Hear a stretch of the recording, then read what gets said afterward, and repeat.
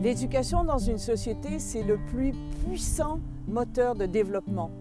C'est pas pour rien que dans ce qu'on a appelé la révolution tranquille au Québec, on a en même temps fait une révolution de l'éducation. On a fait que chacun et chacune des enfants du Québec soient capables d'aller à l'école, d'étudier, de faire des études le plus loin possible, parce que c'est la seule façon de se développer, d'avoir des gens instruits qui vont être capables de contribuer à construire la société.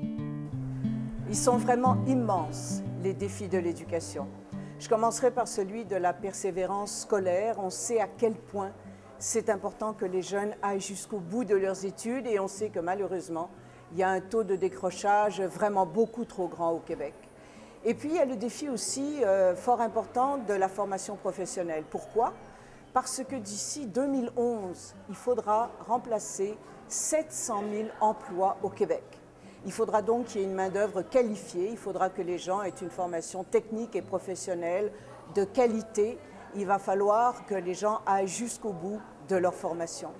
Et puis, je ne peux pas passer sous silence l'importance de faire aussi des études supérieures, que les jeunes qui en ont le talent, qui en ont la volonté, puissent accéder à des études universitaires. Et pour ça, il faut que toute la société les y encourage, il faut que l'État encourage par le financement des universités et des collèges l'accès à des études de haut niveau. Vous me permettrez finalement de nommer un autre enjeu, d'un autre ordre.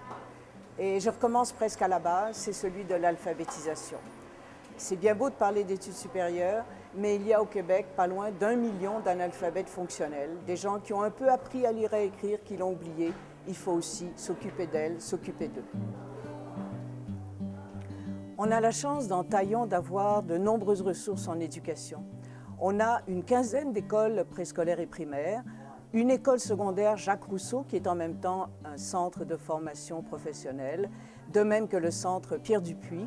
Et puis on a le collège Édouard-Montpetit qui est le plus grand cégep francophone au Québec et qui offre de nombreux programmes d'enseignement général et technique.